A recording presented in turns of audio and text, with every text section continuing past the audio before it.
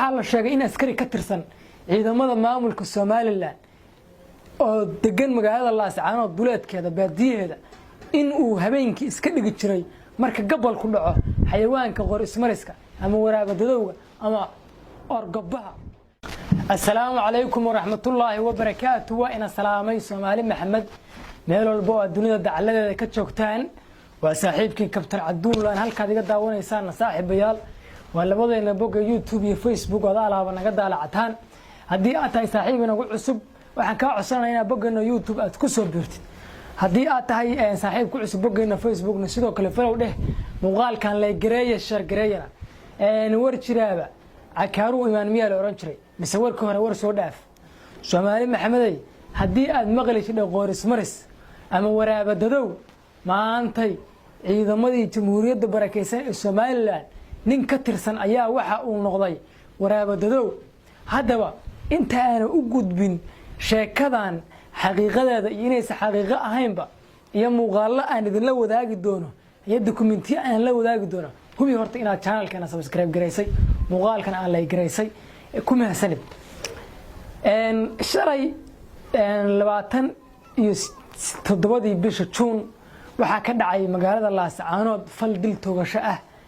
falkaas ayaa xilli aroor hore ah waxa la toogtay wax u qaab eg xayawaankan aad u jeedaan ee waraabaha. laakiinsi markii sheekadii la baaray oo xaqiiqadeeda la raadiyay waxa la ogaaday in xayawaankii la dilay inuusan waraabo ahayn. qisadu waxa ay dhacday ama ay ka socotayba ayaantan magaalada Laascaanood. haddaba xayawaankani ama wixii ma taqaana la dilay maxay ahaayeen. waxaa la sheegay in askari ka tirsan ciidamada maamulka Soomaaliland oo degan magaalada Laascaanood duleedkeeda baadiyaheeda in uu habeenkii iska dhigi jiray marka gobol ku dhaco xayawaanka qor ismariska ama waraabadowga ama orgabaha. orgabe dadba si u yaqaan orgabe waraabadow qor ismaris. askarigan ka tirsan ciidamada Soomaaliland waxa uu sameyn jiray wuxuu isku dhufanayaa qori sixiran. qorigaas baa wuxuu ka dhigayaa jirkiisa bedelaya oo qaabka bini aadanka uu ka bedelaya wuxuuna noqonayaa dhurwaa ilkuhu intaas leegleeyihiin. intaan dambe dabasaylaana uu yeelanaya waraabuhu markay dabasaylaan saas u dheermaan dabasaylaanta wuxuu ku leeyahay duf iyo ma taqaanaa timo badan buu ku yeelanaya. waa qaabka aan waraabuhu u ekayn qaab aan u ekayn buu sameysanayaa. laakiin silkihii iyo afkii iyo indhihiiba kulli waa waraabe.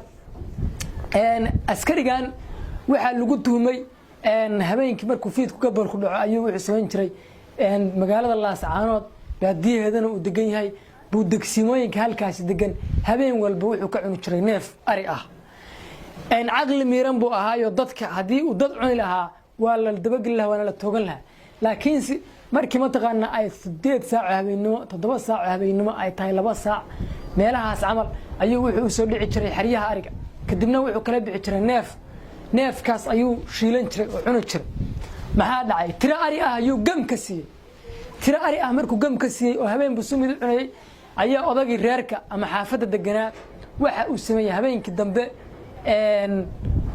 wuxuu degay ama wuxuu ma taqaanaa galay xerada ariga meel kaadkeeda ah ama haddaad u taqaanaan oo kale xerada ariga horteeda oo kale meel buu wuxuu ka samaystay difaacaas ayuu u galay. goor saqdi dhexe ay tahay ayaa bahalkii oo kilkan wuxuu soo galay xeradii ariga. sidii caadada ahayd waxa uu la booday neef ari ah. neefkaas ariga ah ayuu wuxuu sameeyay su'ulaysi orday odagii qayladii iyo wuxuu ku kacay iyo neefkii cabaadkiisa. neefkii suu eryanay iskaga daba eryanayeen ayuu odagii waxa uu la galay meel jiq ah ama kayn ah ayay la galeen. kadibna meeshaas dagaal xun baa ku dhacay.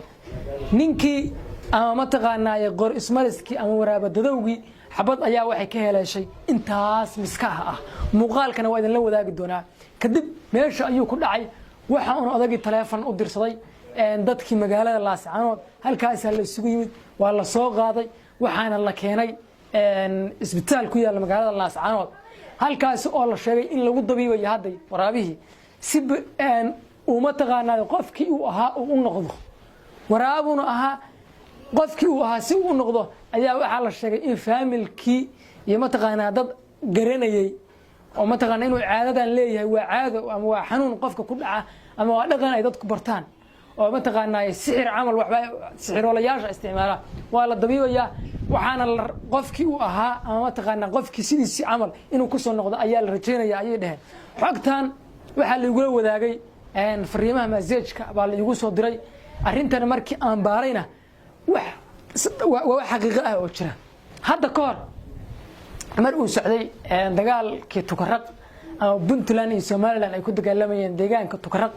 2018 ayaan waxaan ku jirnay ama aan anigu qayb ka ahaa ciidanka taliska saadka ciidamada iyo isku dubridka ayaan waxaan ka shaqeynay markaas ayaa ciidankii habeen walba waxa la arki jiray xayawaan dhurwaaga camal ah oo soo ordaya buu ciidanka saaro kale ugu wareegaa kama aan sheekan jirin waxa is oran jirnay waxaan waa xayawaan iska meeshiis iska maraya maalintii dambe duurkii ayaa waxa la arkay bahal dhurwaa camal ah oo Tukaraq qofkii yaqaan baa yaqaan tuuladii bahal dhanka ka soo galay waa la sugay cunug mataqaanay ciidanka ku jiray oo baabuur Cabdibilaa wato ayaa taayir ku dhuftay arrintii baa la baaray wixii waxaan ogaanay ama xaqiijinay ama dadkii deegaanka ay noo sheegan in ciidamada Somaliland ay noqdaan ama qayb kamid ciidanku ay u samaysan yihiin qaabkan oo ay yihiin qorismarisyo ay iska dhigaan si ay xogta sirdoonkan u helaan arrintaas markay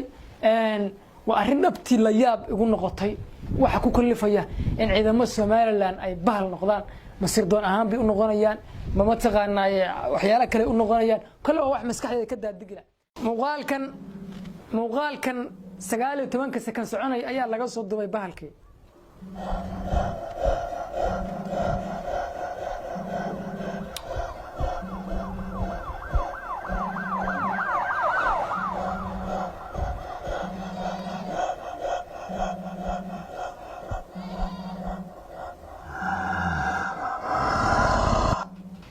sida aad u jeedaan afka hore wuxuu ka eg yahay bahal qaarka dambana bili aadan oo dufki iyo lowgi iyo kulli waa leeyahay bal aan idin wadaaga muuqaal kale oo markii la dilay ay gabar ka duubtay ama taqana markii la dhaawacay ay gabar ka duubtay bismillaahirrahmaanirrahiim xalayda waxay sida haysanay kambuha Allah bararay astaghfirullah niman qaadulayaal dilay markii dambe alooge wajartan iyo xil hore xarood bismillaahirrahmaanirrahiim oo soo dhigtay